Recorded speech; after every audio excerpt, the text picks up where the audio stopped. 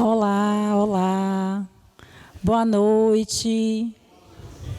Boa noite a todos, boa noite a todas.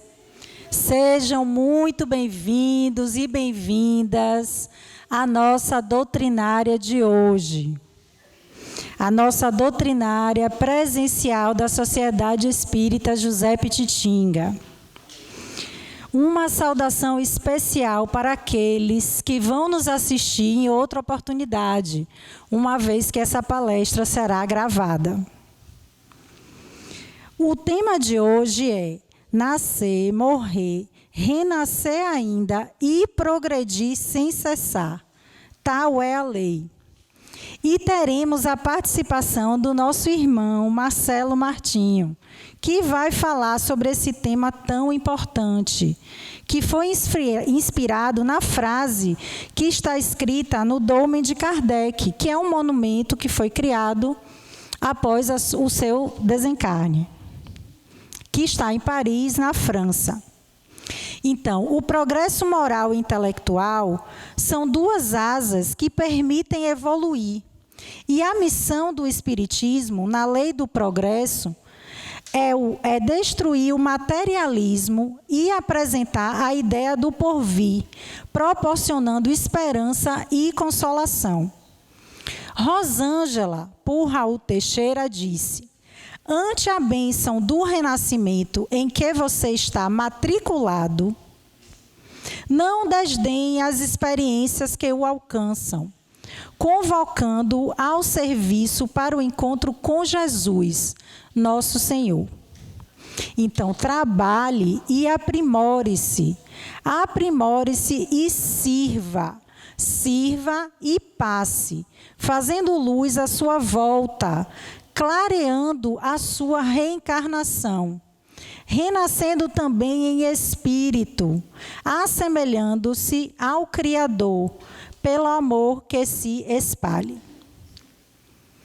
Então, para iniciarmos a nossa doutrinária desta noite, farei a prece inicial dos trabalhos e depois passarei a palavra para nosso convidado da noite de hoje.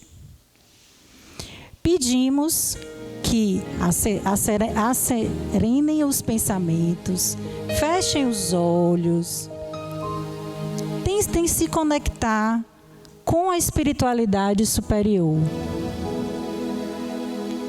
Mestre Jesus, nosso amigo, estejai conosco nessa noite de hoje. Ajudai, Senhor, para que esta seja uma oportunidade de aprendizagem, para que possamos aprender com seus exemplos. Pedimos ajuda aos mentores dessa casa, em especial a José Pititinga, que nos acompanhe, que nos ajude, que intua, Senhor, o nosso convidado da noite de hoje, para que seja possível que os seus ensinamentos possam nos ajudar a sermos cada dia um pouco melhor. Ajudai, Senhor, todos aqueles que precisam de ajuda. Acalmai os vossos corações. Fazei com que as pessoas que estão aqui e que irão nos assistir possam se sentir um pouco melhor a partir desta palestra, Senhor. Que assim seja. Nesse momento, convido ao nosso querido irmão Marcelo, que possa estar aqui conosco, passando os seus ensinamentos. Meus amigos, que a luz do Mestre Jesus nos envolva hoje e sempre. Nos primórdios da nossa cultura, os filósofos pré-socráticos começaram a questionar sobre a origem do homem. Partiram de uma teoria da mitologia grega.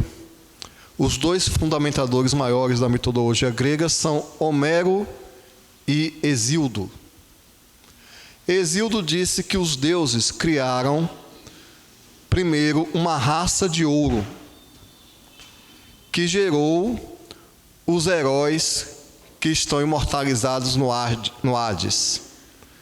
Depois gerou uma raça de bronze, que por orgulho lutaram entre si, eram fortes, poderosos, mas acabaram se matando. E por fim, os deuses resolveram criar uma raça de ferro completamente fragilizada, forçada a trabalhar todos os dias, extenuando-se com o suor do seu rosto e a morrer miseravelmente. Essa é a visão que a humanidade tem da vida. Isso foi transposto também para uma tradição mais antiga, que é a tradição bíblica, que diz que nós somos os herdeiros do pecado original, expulsos do paraíso, obrigados também a trabalhar com o suor do rosto, e as mulheres a sentirem a dor do parto.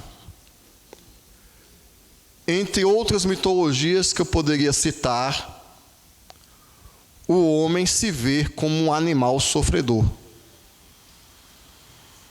A vida é uma dor. O homem, a maior parte da humanidade, sofre muito só para conseguir sobreviver. A luta pela sobrevivência. Boa parte sofre muito, luta para sobreviver e não consegue sobreviver. Porque até hoje, 800 milhões de pessoas no mundo passam fome. E na antiguidade, poucos homens chegavam a completar mais de 40 anos de idade, porque os que não morriam de fome morriam assassinados por outros homens. O que levou um filósofo a dizer que o homem é o lobo do homem. Então a vida nos parece muito dura. Chegando ao ponto de, no século XIX, um filósofo que foi muito importante para a cultura ocidental, chamado Schopenhauer, achar que a vida não valia a pena e fazer na sua filosofia uma defesa do suicídio. Porque se era para trabalhar para sofrer, então era melhor o suicídio. Sendo que ele, que foi o criador do existencialismo, dizia que mesmo a vida vitoriosa do conquistador que conquistava todo o sucesso, não valia a pena, porque então o homem, quando tinha tudo, caía então na angústia existencial. E eu vi uma piada que eu nunca esqueci, definindo o que é um filósofo existencialista. Um filósofo existencialista é um homem sentado na Champs-Élysées, olhando para a Torre Eiffel, bebendo um bom champanhe, comendo croissant, entediado porque a vida não faz sentido. Então, a condição humana na Terra, isso não é boa teoria espírita, isso é constatação desde a mais alta antiguidade. Hesíodo data de 700 anos antes de Cristo. A condição humana na Terra é bastante miserável. O homem nunca se conformou com a sua vida. E mesmo quando procura conforto, no seu egoísmo, ele procura a lei da sobrevivência do mais forte. A vida é dura, então que os mais fortes escravizem os mais fracos para ter conforto. E assim foi o Império Romano, e assim foi os impérios de umas nações sobre as outras.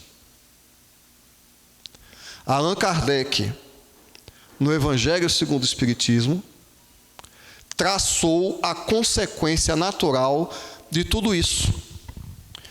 Se o homem nasce para enfrentar as inclemências da natureza e depois morrer, então o que o homem pode fazer a não ser gozar o máximo possível? Isso também é uma vertente filosófica que existe desde a Grécia Antiga, chamada hedonismo. Só o que cabe ao ser humano é carpe diem, que também é um conceito romano antigo.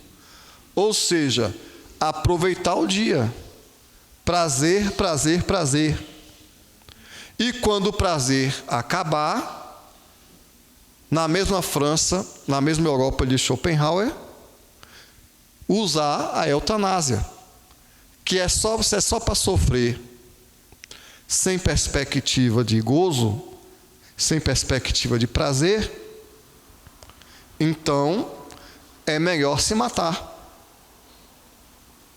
Enquanto isso não acontece, a juventude no mundo inteiro está procurando ganhar dinheiro da forma mais rápida possível para aproveitar a vida. Isso está matando a civilização, porque filhos não são uma boa proposta para quem tem uma vida sofrida e quer gozar a vida. Filho dá trabalho e preocupação. Conclusão: os europeus não estão tendo filho. Coincide com o fato da Europa ter adotado o materialismo como filosofia social. A religião da Europa hoje, a maior religião da Europa hoje é o ateísmo e o materialismo. Coincidentemente, eles não estão tendo filhos e não estão constituindo famílias. E aí ficam com medo que eles estão sendo invadidos por muçulmanos que têm bastante filhos. Por que os muçulmanos têm filhos? Porque os muçulmanos acreditam na vida após a morte. Um muçulmano tem um motivo para colocar um menino no mundo. O menino não vai nascer só para lutar, trabalhar e sofrer. Mas se ele for um bom servo de Deus, depois da morte, ele vai para o paraíso, onde ele vai se encontrar com 70 virgens. O que é uma insanidade, porque como é que um homem vai dar conta de 70 mulheres? Isso é um outro inferno.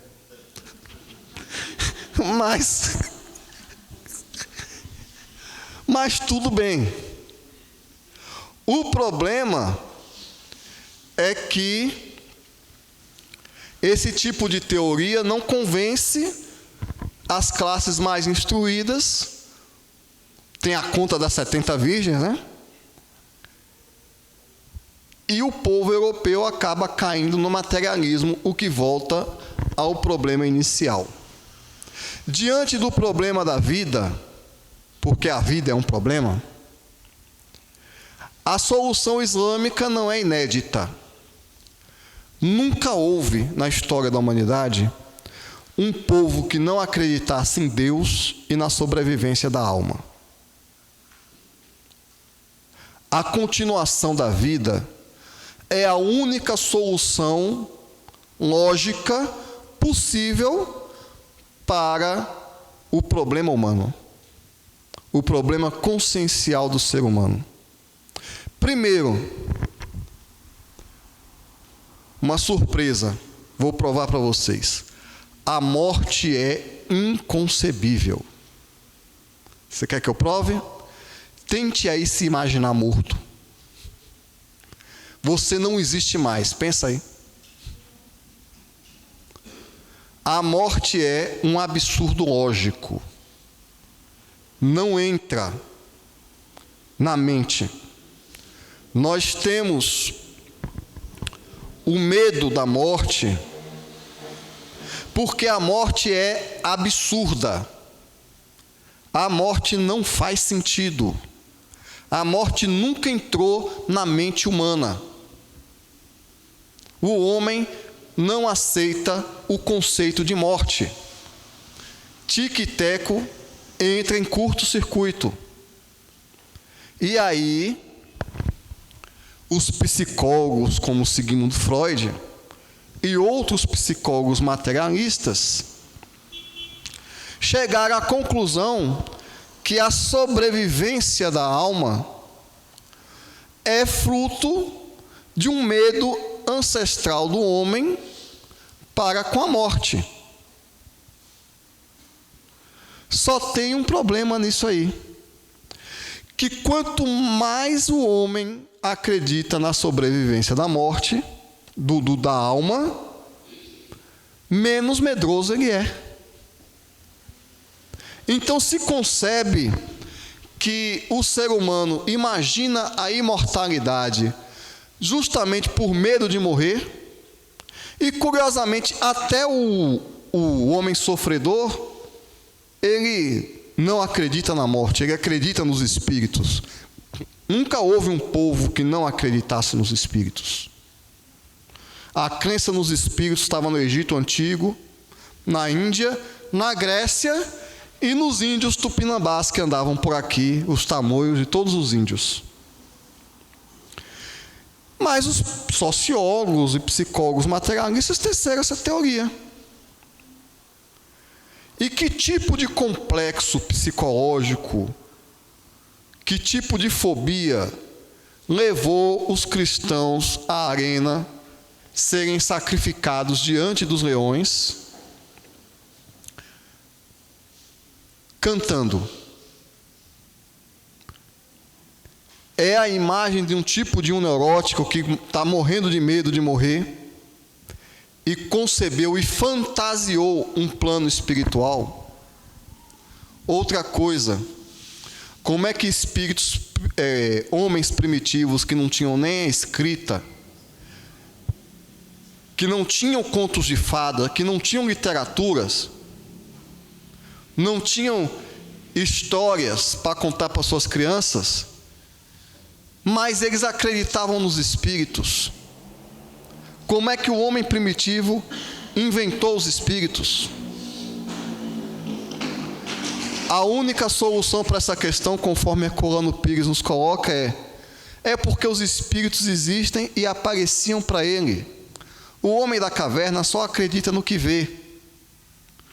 Ele não tinha WhatsApp, ele não tinha Google para consultar. Se o homem da caverna acreditava em espíritos, é porque ele via os espíritos. Como é que um homem primitivo ia conceber a abstração de um plano espiritual? Um Homero, um Hesíodo, um Sócrates, tudo bem. Então, a dor humana, a vida humana, o existir humano, não tem sentido nenhum diante da morte.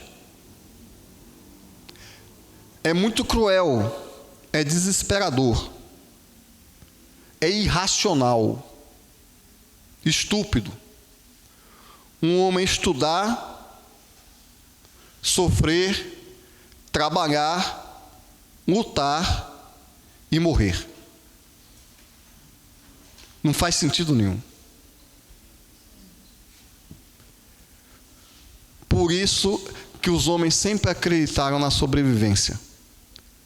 Mas essa fé, na maior parte dos homens da civilização ocidental, está num campo nebuloso. num campo de dúvida.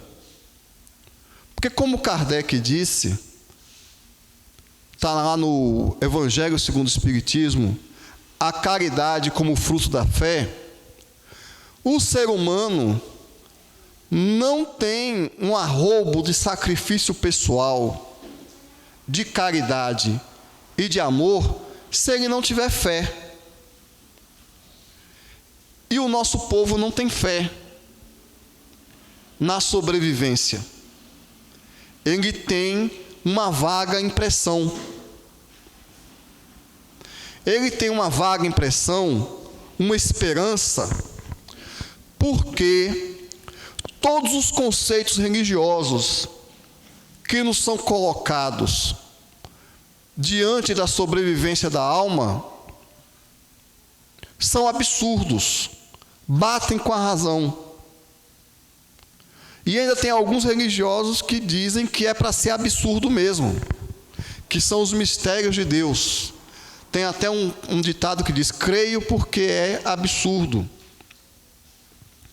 Por que então a religião cristã, assim como a religião muçulmana e o judaísmo, as religiões abrâmicas que entraram na nossa cultura, com pequenas alterações, de modo geral dizem o seguinte: você vai morrer e vai ser julgado.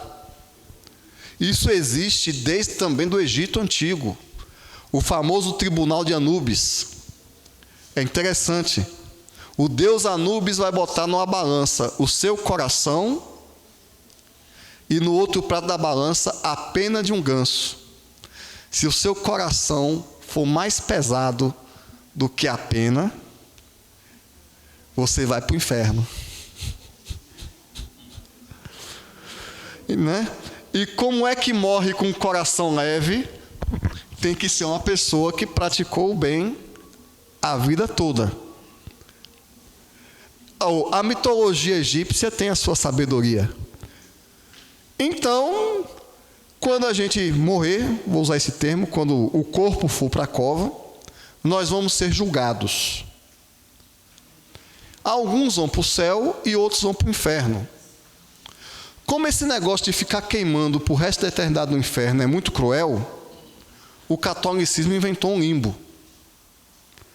Que aí você vai para o purgatório, purgar um bocado, para depois ir para o céu ou para o inferno. Tem uma segunda chance. Também os protestantes inventaram a segunda volta.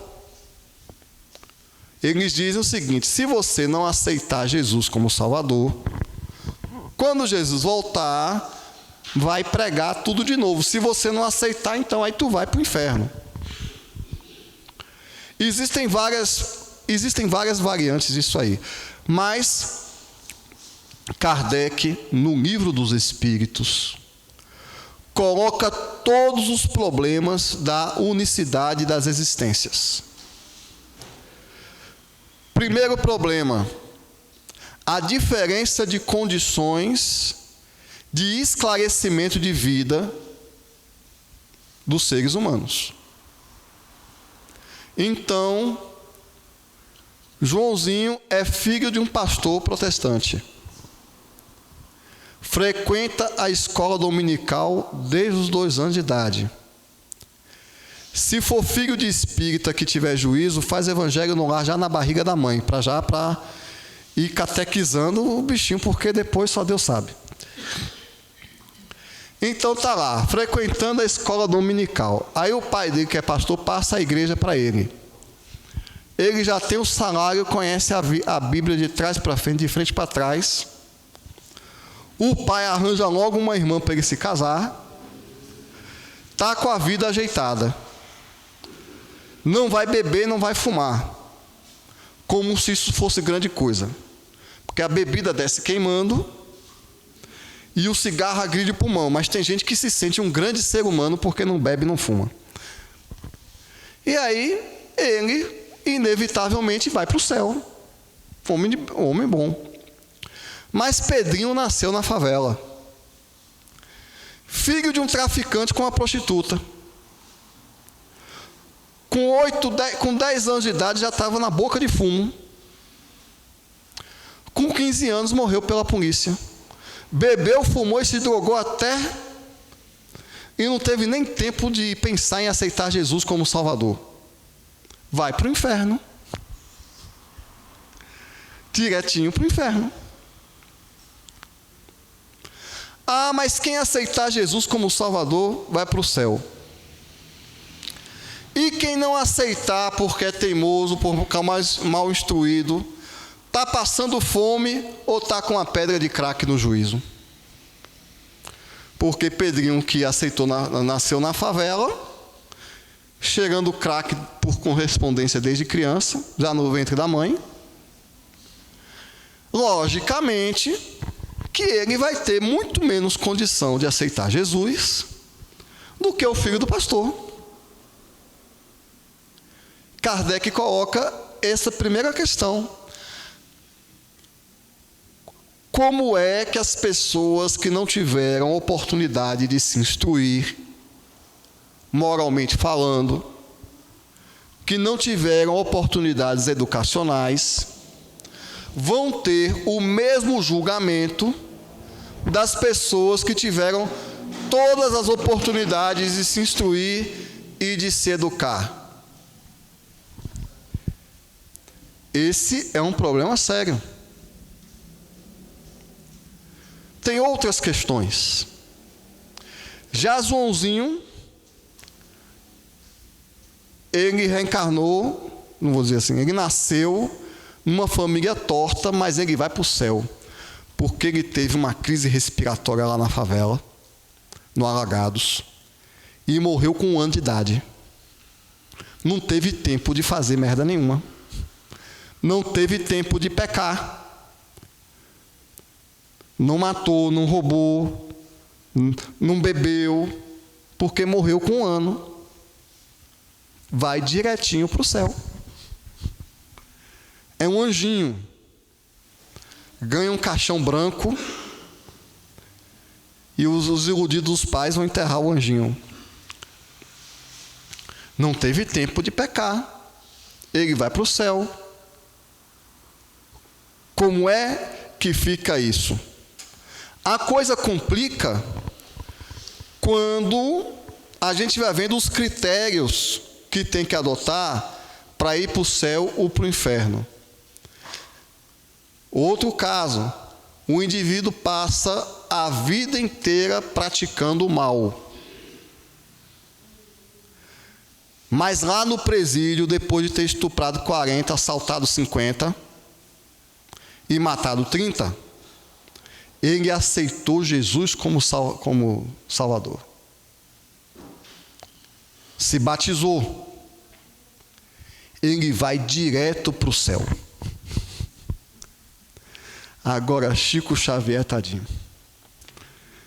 Chico Xavier não seguiu o padre. O padre disse para ele que espírito era coisa do demônio.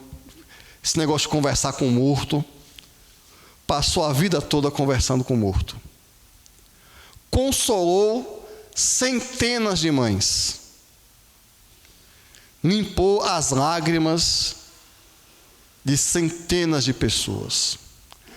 Dezenas de instituições de caridade no Brasil foram fundadas sobre a inspiração de Chico Xavier. E ele ainda tirava os sábados para ficar debaixo do abacateiro, dando R$2 para os pobres. Mas ele não aceitou Jesus como Salvador. Ele acreditava que ele tinha que pagar os pecados dele com trabalho e algum sofrimento. Não aceitou Jesus como Salvador, meu filho? A regra é clara. Vai para o inferno. Vai direitinho para o colo do Satanás. Mas ainda entre aqueles que aceitam Jesus como Salvador tem um problema. Porque Irmã Dulce está no inferno dos protestantes. E Martin Luther King está no inferno dos católicos. o que faz a vida ficar muito difícil. Não tem salvação para ninguém. É outro problema colocado por Allan Kardec na introdução do Livro dos Espíritos. Na introdução não, no meio do Livro dos Espíritos. Existe outro problema muito sério. Fulaninho aceitou Jesus como Salvador. Foi um grande filósofo, um grande teólogo, como Fénelon, ou como Santo Antônio de Pádua, que foi um dos maiores teólogos da Igreja Católica, que dá o nome a essa cidade. Santo Antônio, ele era um grande orador desde os 20 anos de idade. Na adolescência, ele se dedicava aos estudos teológicos. Se destacou entre os maiores doutores da Europa. Alguém revelou ele e mandou ele para a melhor escola de teologia da Europa, onde os outros noviços não tinham coragem de ir, porque onde os outros não acertavam estudar, ele era professor. Um problema grave. Como é que o tal do Santo Antônio, antes dos 30 anos, sabia latim, sabia grego, sabia teologia, sabia a Suma Teológica, escrevia tratados teológicos, e Marcelo aqui não consegue aprender nem o inglês? Estou sofrendo. Outro problema, tem um problema sério na minha cidade. Eu estou há 20 anos tentando aprender inglês. Tem um menino lá em Feira de Santana que nasceu com 2 anos falando inglês, português. O menino tem 2 anos, é bilíngue. Eu estou há 20 anos, eu estou há 20 anos tentando tocar violão. Mozart compôs a primeira sinfonia dele com 6 anos de idade. Isso é injusto, terrível, né? Mas tem um músico baiano que resolveu a questão. Ele escreveu uma música para a namorada dele. Ele disse que quando Deus criou a amada dele, ele estava namorando. Como eu nasci num dia que Deus não estava tão bem-humorado, eu tenho dificuldade de aprender certas coisas. Mas no dia de Santo Antônio e no dia do menino que fala inglês desde os 2 anos de idade, ontem eu recebi um vídeo, um menino de 4 anos, o menino simplesmente sabe medicina. O menino sabe medicina, a mãe pergunta as coisas para ele e ele dá o diagnóstico. E tem muito garotão de 20 que está numa batalha atroz contra o Enem, para ver se consegue entrar na faculdade. Ah, mas o menino é porque é um dom que Deus deu a ele. E por que Deus deu a ele esse dom e não deu para mim? Isso é outro argumento de Kardec sobre a problemática humana. A diferença da aptidão entre seres humanos. Porque tem gente que é bom porque ele nasceu bom, ele não consegue nem ser violento. Você provoca ele e está sorrindo. E tem outro que já nasce com vontade de matar. Se passar o garoto, se passar um gato na frente dele, vai para o inferno. Ele nasceu assim com esse instinto, foi Deus que criou ele desse jeito. A diferença de aptidões entre os seres humanos é um problema sério. E aí a vida humana se torna extremamente trágica. Olha como a vida humana é trágica.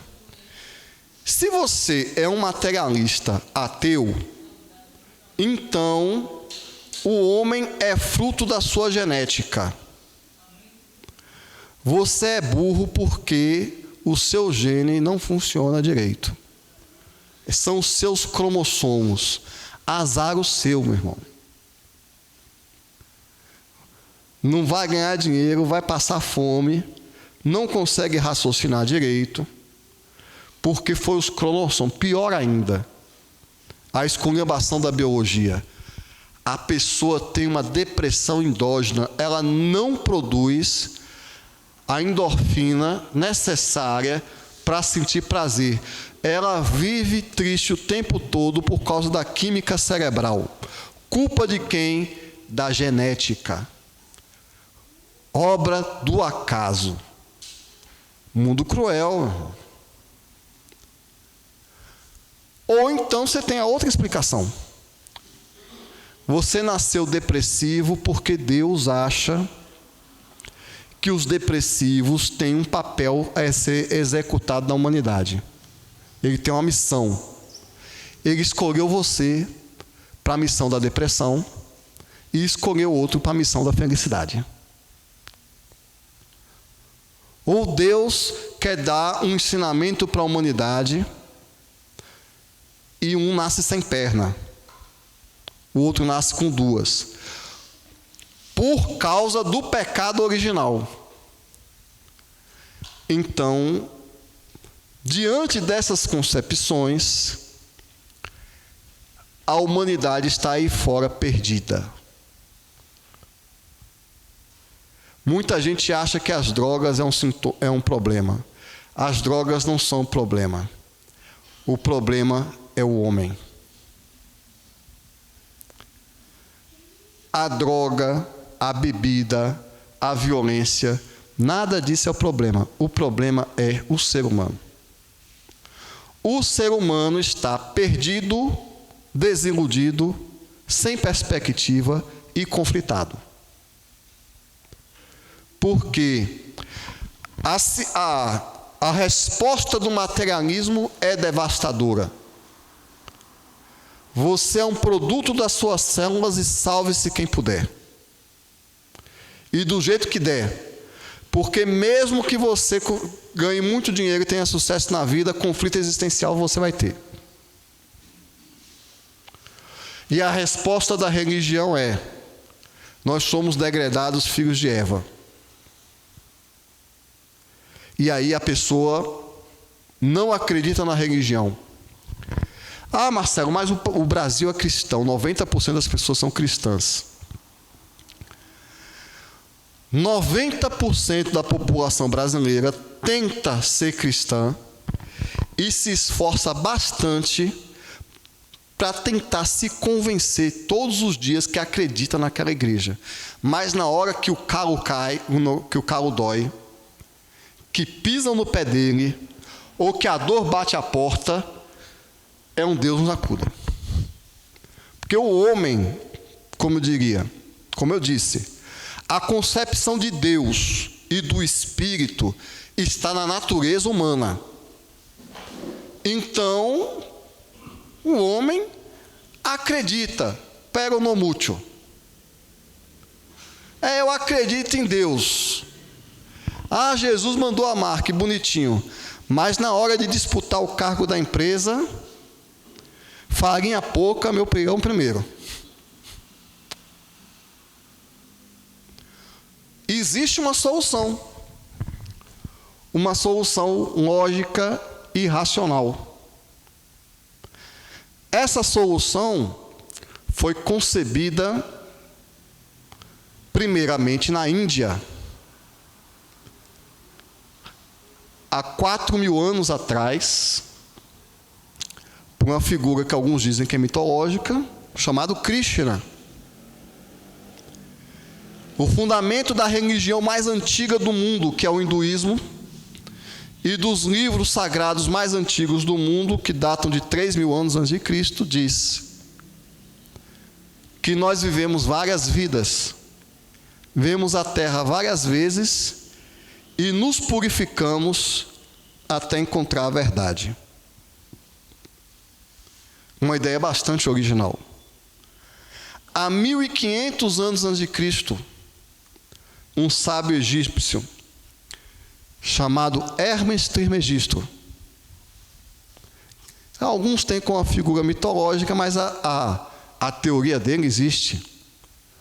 Hermes Trismegisto dizia que o ser humano é um espírito que veio das estrelas e se purifica em diversas existências terrenas para voltar para as estrelas. Mas esse é o povo místico. Alguém já estudou aqui na escola o Teorema de Pitágoras? Eu não sei como eu passei na prova de trigonometria, mas eu lembro que o quadrado da hipotenusa é igual à soma do quadrado dos catetos. Pitágoras foi um dos maiores sábios da humanidade. Há 500 anos atrás, ele não só concebeu a matemática, como ele concebeu o orfismo. E ele explicava: o homem é a encarnação de uma alma que se purifica no ciclo das reencarnações, nas transmigrações, até alcançar a luz. O homem fundador da filosofia ocidental, Sócrates, há 400 anos antes de Cristo, ele dizia a mesma coisa que ele aprendeu com Pitágoras. Eu estou falando dos pais da ciência e da filosofia modernas, dos pais da nossa cultura, homens de um brilhantismo intelectual. Até hoje Sócrates não foi superado. Sócrates dizia: o homem é um espírito que nasce e renasce diversas vezes até superar a ilusão e alcançar a luz. Mas o mestre dos mestres, o homem que mudou a humanidade entre antes e depois dele, um jovem sacerdote do templo foi ter um diálogo com ele sobre o reino dos céus.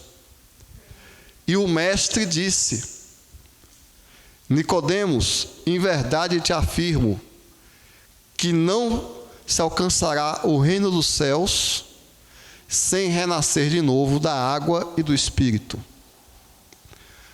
A Bíblia é um texto árduo.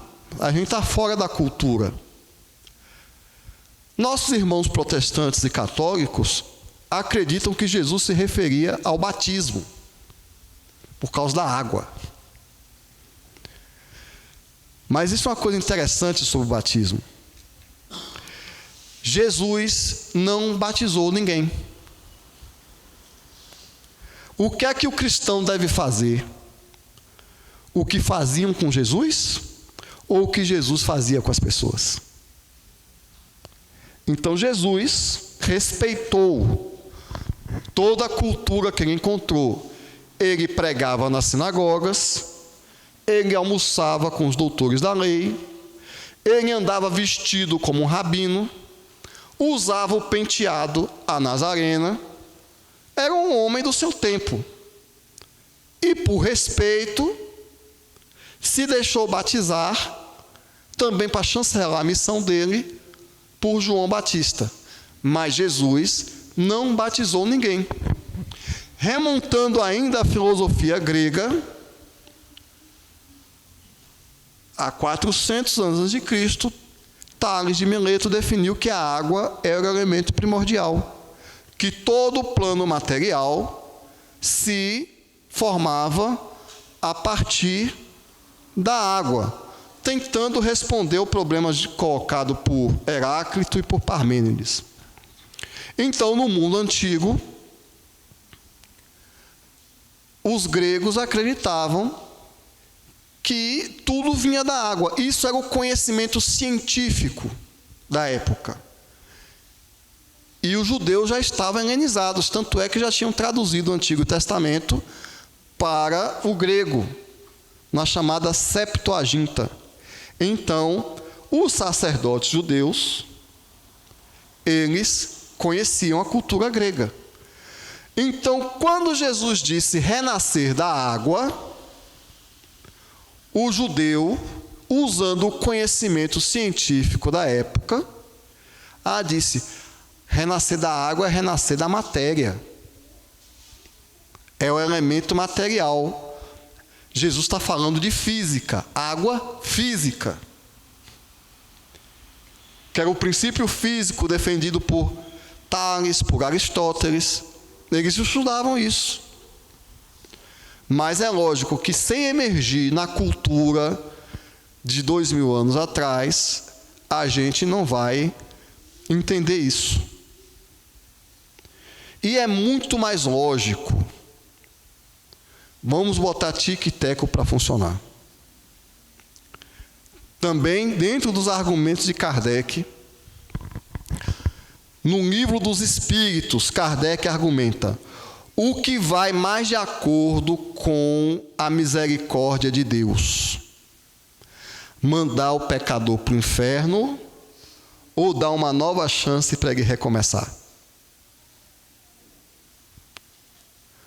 Porque livrar o pecador porque ele aceitou Jesus como Salvador também é um pistolão, né? Também não bate.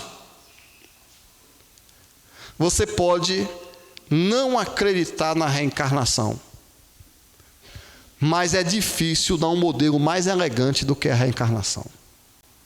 A reencarnação resolve vários problemas. Resolve o problema do céu e do inferno. Ninguém vai para o céu e ninguém vai para o inferno. As pessoas vão voltar, vão se purificar e vão receber a recompensa dos seus próprios méritos. Isso não é mais lógico do que ir lá para o céu com os anjinhos batendo as asas? Ou pior ainda, com as 70 virgens? É mais lógico. É mais coerente. Porque o menino que certamente vai passar raiva porque vai ser o CDF da turma, a gente já sabe como é que é isso. Porque o menino sabe medicina com 4 anos de idade. O próprio menino dá a resposta: é porque eu fui médico. É ele que fala: não, eu fui médico. Aliás, isso não é incomum. Nós podemos procurar as pesquisas do Dr. Ian Stevenson sobre casos sugestivos de reencarnação, e a gente vai ver um relato nos Estados Unidos.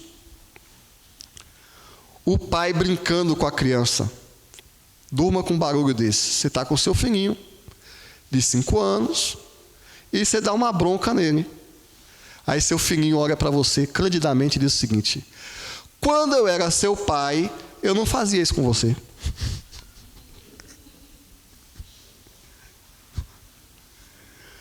Como é que é isso? Não. Quando eu era seu pai, e disse que ele gostava de brincar de uniforme de policial, porque na encarnação passada ele foi policial. Eu não fazia assim contigo, não. E isso aconteceu com um amigo meu, Marcelo, mas esse é espírita, pode ter até suspeito. Minha neta, Marcelo, que foi? O meu neto. Ele disse que quando era meu pai, não permitia, ele agia comigo de forma diferente. Um amigo meu me disse isso. Tem um caso do Dr. Ian Stevenson inequívoco.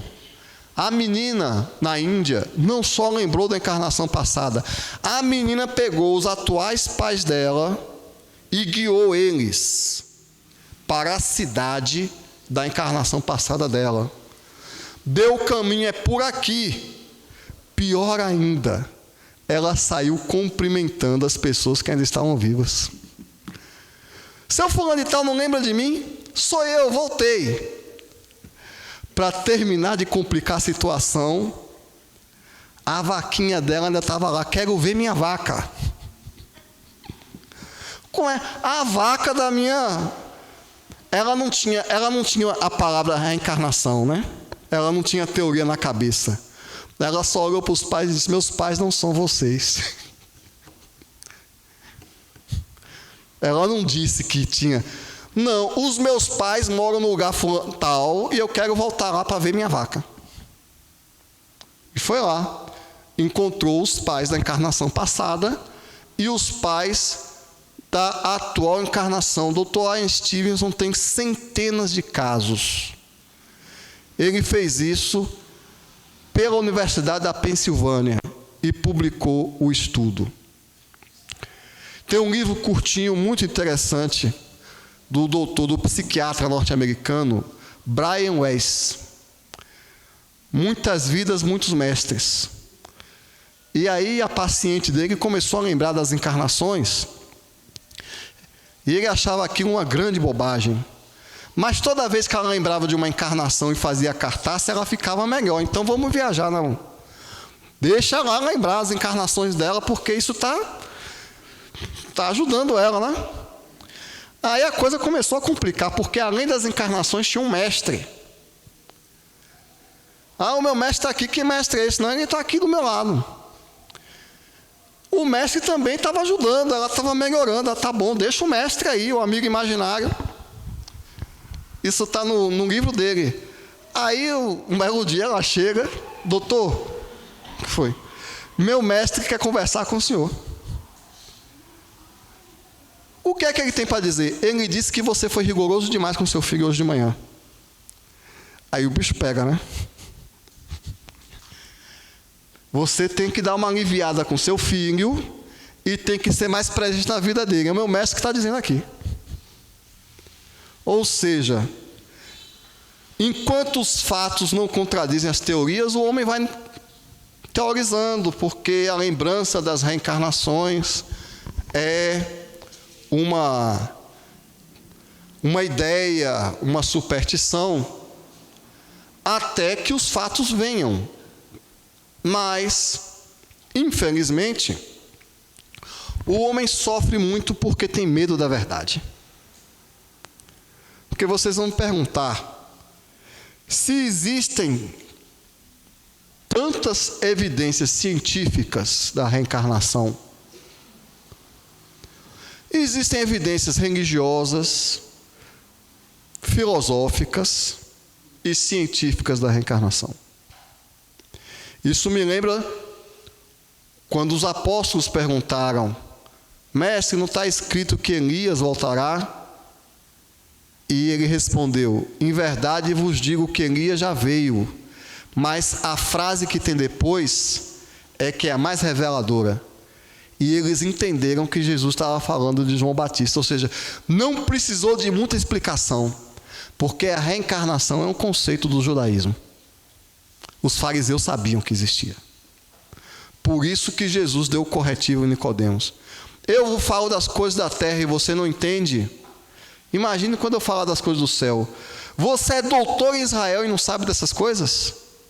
Porque está subentendido que ele tinha a obrigação de saber, que Jesus não estava revelando nada. Então, existem elementos religiosos, o elemento 10 mandamentos, porque eu sou o Deus zeloso que pune o homem na terceira e na quarta geração. Está lá nos 10 mandamentos, no final. Por que Deus pune o homem na terceira e na quarta geração? Porque você nunca vai reencarnar como seu filho, que é a segunda geração. Mas na terceira e na quarta, é você mesmo reencarnado. Mas aí, os protestantes vão falar em maldição de família, o que é um absurdo. A maldição de família são seus ancestrais reencarnados. Não é muito mais lógico você imaginar, você tem duas opções: ou você está amaldiçoado porque seu bisavô aprontou, ou você é seu bisavô reencarnado. Se pergunte aí o que parece mais justo. Então, por que se existe uma tradição filosófica, religiosa e até evidências científicas, por que as religiões e as academias não adotam? Eu digo, as religiões e as academias não adotam porque o povo acredita. 70%, saiu uma pesquisa, eu fiquei espantado. 70% dos americanos acreditam em reencarnação. Eles vão para a igreja, o pastor diz que não existe, mas eles acreditam. Porque é lógico, mas não tem aquela fé, né? Entra em conflito, né? Fica naquela zona cinzenta. Essa é a missão do Espiritismo, trazer a fé. Mas então, por que as academias e as religiões não assumem? Porque tudo na humanidade vai mudar quando o espírito e a reencarnação forem um conceito normal. Kardec define essa fase como a fase da mudança social. Vocês querem ver uma coisa? Quem é que vai abrir uma igreja para dar salvação para o povo se nós não precisamos ser salvos? Porque é o próprio homem que se salva trabalhando e se purificando no seu ciclo de reencarnação. Nisso aí, a reencarnação já desemprega um bocado de gente. Porque quando o conhecimento espírita for um conhecimento vulgarizado, não vai poder se vender a salvação. Pelo outro lado, que sentido faz você guerrear, você conquistar um país para dominar outro povo, para depois reencarnar no povo que você dominou? Imagine como é que vai ser entrar na cabeça da rainha da Inglaterra que o filho dela de sangue azul pode ser um mendigo reencarnado. Como é que fica a realeza? Como é que ficam os ricos de sangue azul, de nariz empinado, porque eu sou doutor, sou poderoso? Se ele imaginar que um mendigo que pede esmola na porta dele pode ter sido o pai dele reencarnado, um ancestral dele. Ou que ele pode desencarnar e reencarnar como mendigo. Então, Kardec também esclarece que o Espiritismo tem dois adversários: a ignorância e o interesse. Quem não acredita no Espiritismo, ou não estudou, ou não está interessado. Porque para ele adotar, ele vai ter que mudar de vida. Então fica nesse conflito. O homem vive nessa zona cinzenta. Será que sim? Será que não? No fundo ele acredita, mas não quer admitir. Quer a prova? Ninguém acredita em espírito, né? Esse negócio de espírito não existe. Vá dormir no cemitério.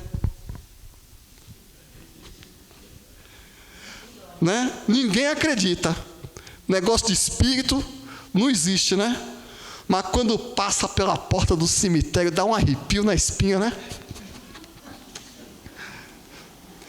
Pelo bem, pelo mal, é melhor não mexer com essas coisas. Né? Eu não acredito muito não, né? Mas é melhor garantir. E quando a coisa dói, vem todo mundo para o centro espírita fazer desobsessão e depois volta para a igreja.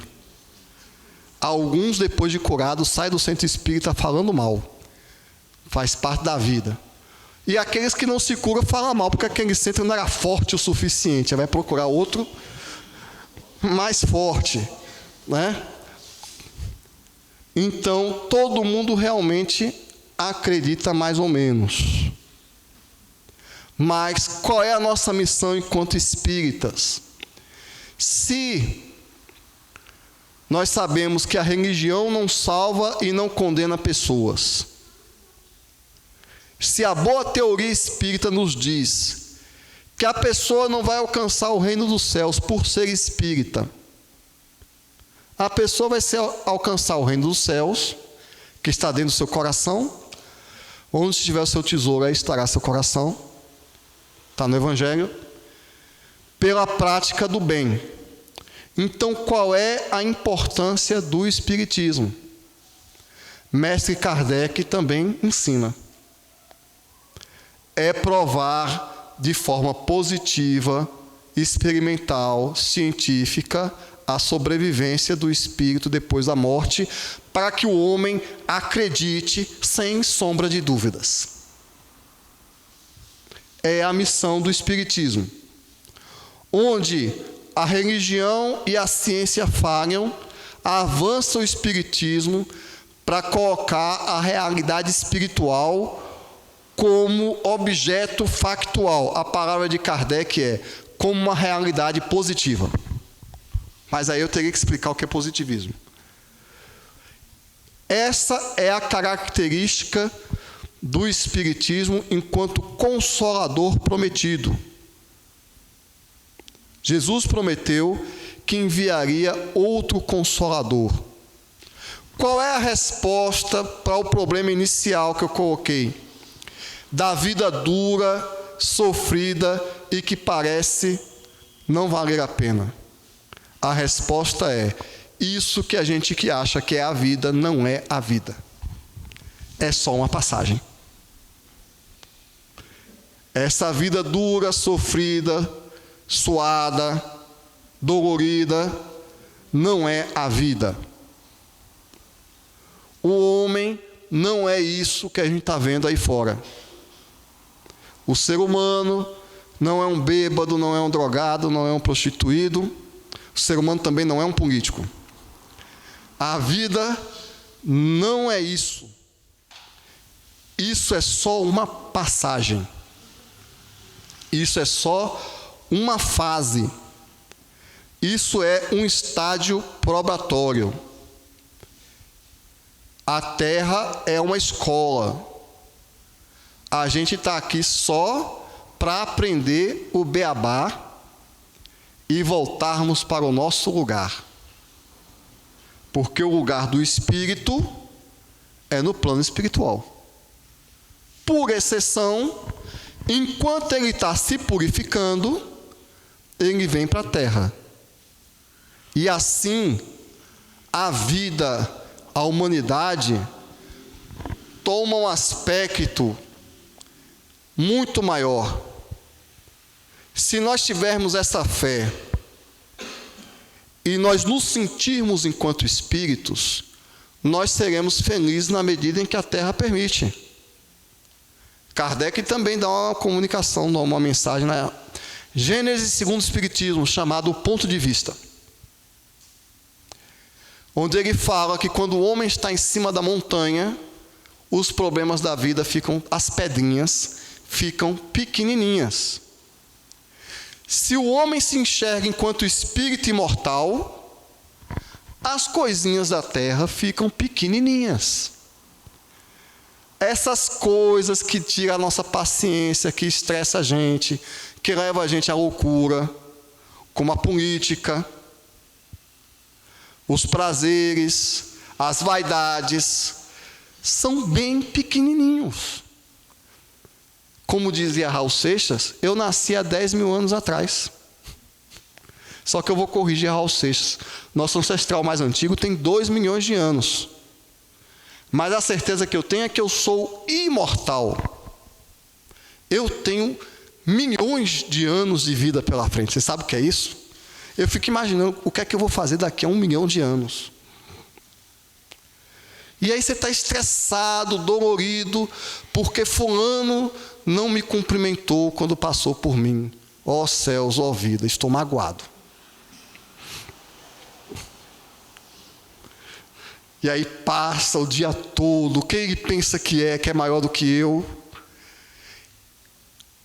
Então, a solução para a dor da humanidade é o homem entender quem ele é. Querem a prova? Chico Xavier, antes de desencarnar, no leito do hospital, o olho sangrando, outro órgão lá quebrado, na cama, doente. Chico, como é que você está se sentindo? Eu estou no dia mais feliz da minha vida. Problema nenhum, corpo quebrado, o corpo vai ser trocado. Isso que é felicidade. Isso que é a característica do Espiritismo enquanto consolador prometido. A promessa do Espiritismo é resolver nossos problemas, fazendo a gente entender que a gente não tem problema nenhum. Que o único problema da nossa vida é o nosso pensamento bem pequenininho, o nosso orgulho, o nosso egoísmo, a nossa falta de visão, a ignorância sobre quem nós somos, de onde viemos, para onde vemos, o apego à realidade material. Então nossa dor está dentro da nossa mente, no nosso pensamento. Buda já dizia isso há 500 anos antes de Cristo, que a dor vem do medo da dor, a dor vem do apego, não é invenção do Espiritismo, todos sabiam disso, e o Espiritismo vem na presente data para realizar a promessa de Jesus: conhecereis a verdade e a verdade vos libertará.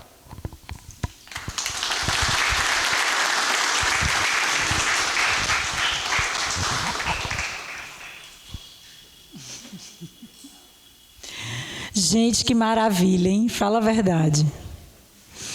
Muito obrigada, viu, Marcelo? De coração. Realmente foi um resgate histórico incrível que eu consegui ouvir, né, na noite de hoje.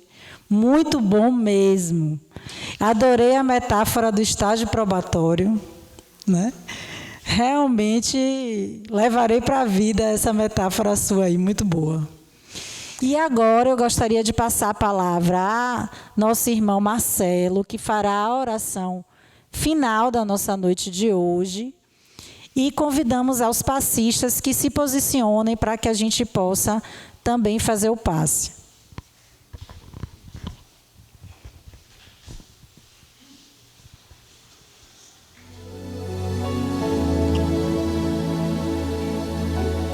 Nós pedimos agora ao Divino Mestre que propicie a sintonia de cada um aqui com a espiritualidade superior.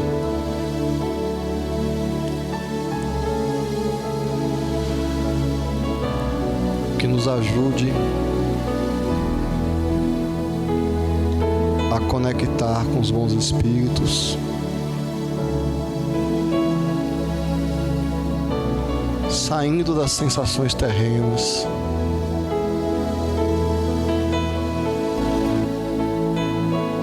que neste momento nós possamos nos oportunizar o êxtase da sintonia com os planos celestes. Senhor,